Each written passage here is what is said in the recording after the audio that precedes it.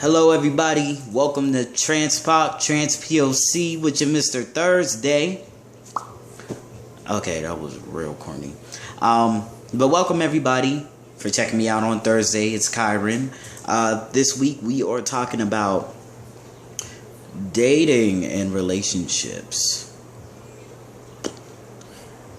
I'm going to be honest with you. I had to take a couple drinks before talking about this because for me, it's not a difficult thing to talk about, but it's a real emotional thing to talk about, and I don't like to talk about my emotions. Rarely.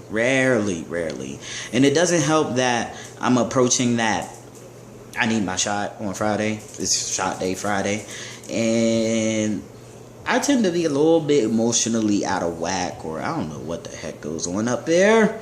I don't know. It's like you need to get it together. So, for myself, I'll be talking about kind of the same thing Phoenix went into. I'll be talking about dating, my relationship prior to going on T, why I decided not to date throughout throughout the first year, or actually kind of the first almost 2 years of my transition, and different situations that happened within that.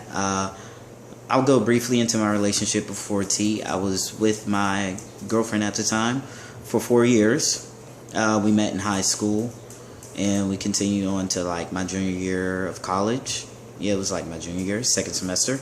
And that's when I came out to her, expressing that I feel as though I was born a man, or born with a man inside of me, you know.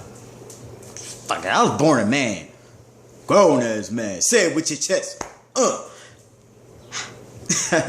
But I expressed how I felt in regards to, you know, wanting to transition into a male. And ultimately she wasn't with it. She didn't like it. But she really had a lot of people would question her reasoning behind it, but I felt like in regards to an actual relationship, regardless of necessarily gender and things like that, and sexuality, things like that, she thought that me being on hormones would change my mental makeup and emotional makeup. And she liked me how I am, or how I was. I don't know.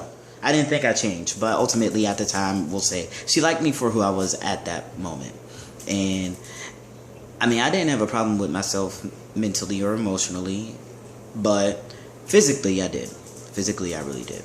So we both decided mutually that, you know, it was time to split ways and go about our lives, and that was perfectly fine. For me it was. And when I decided to transition, when I took my first shot, I realized like the main people that I cared about, which was my girlfriend at the time, my parents, they were the ones who let me down the most. And like in the process, I didn't talk to my dad for up until like March of this year. Mind you, I started my transition in January of 2011, so it's 2013. It's been almost 2.5 years.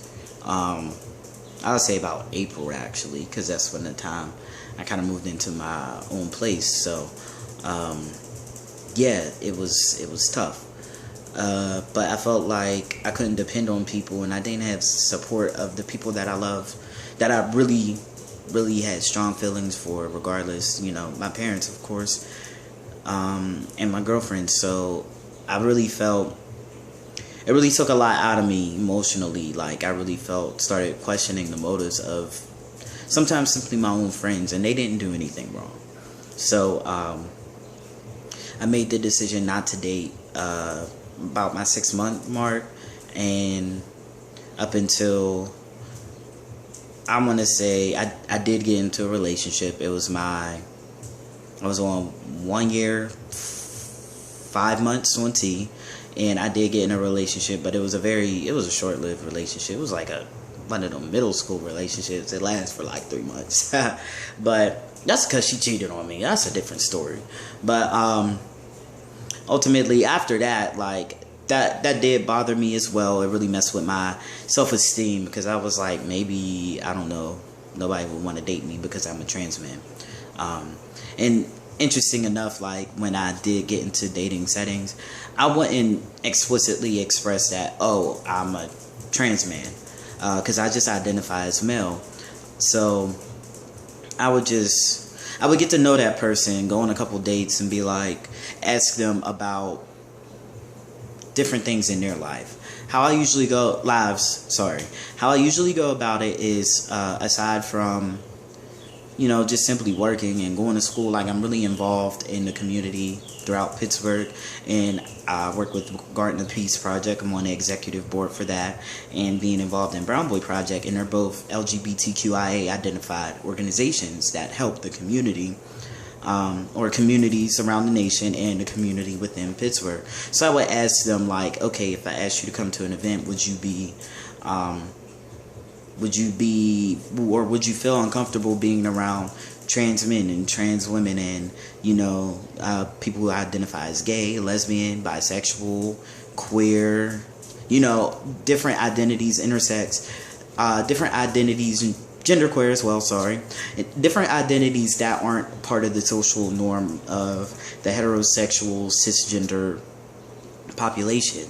And, you know, I've met girls that were like, no, I'm not about that life, things like that. So that ultimately was the deal breaker.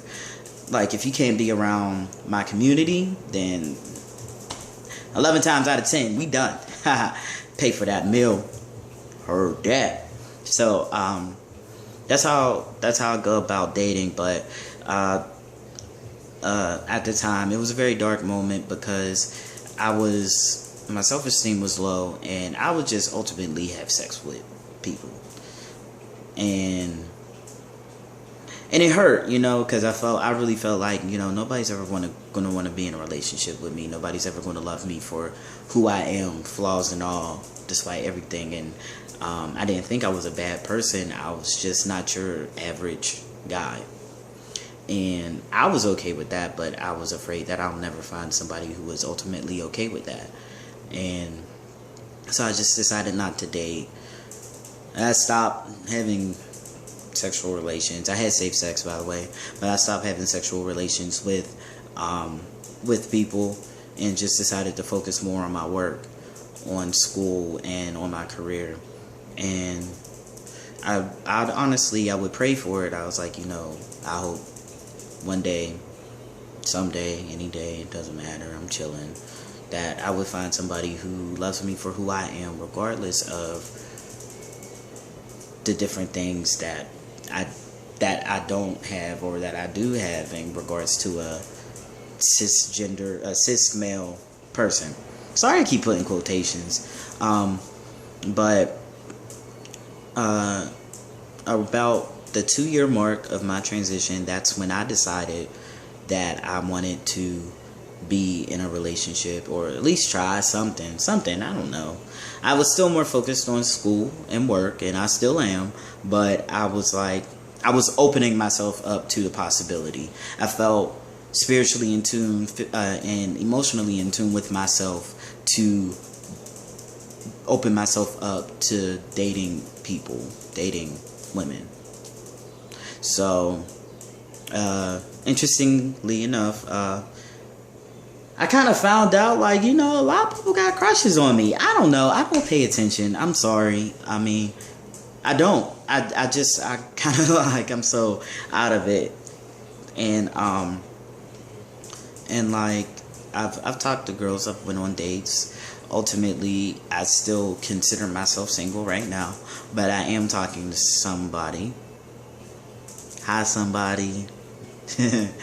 But and they're a really cool person, and a really nice person who accepts me for who I am, and they actually know about my trans status and everything. So, I mean, so far it's going good.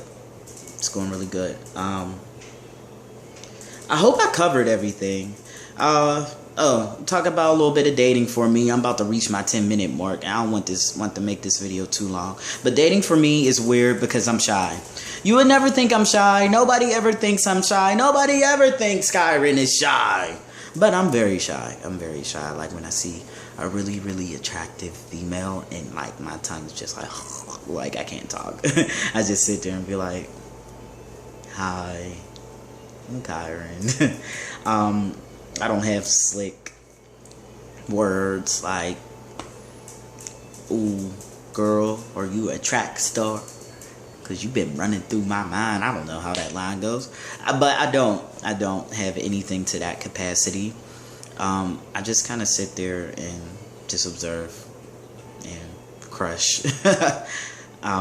Yeah, just crush. I don't really talk much because I'm shy. Nobody would know that. But I'm really friendly too, so eventually we end up breaking the ice, but it's never going to be in a bar because I don't know how to act. Especially when I have liquor in me, because I'll say something real stupid and be like, "Pop! What'd you just say, boy?" I'll be like, nothing. I'm going to go get another beer. So, that's dating and everything with Mr. Thursday. Thank you, everybody, for tuning in.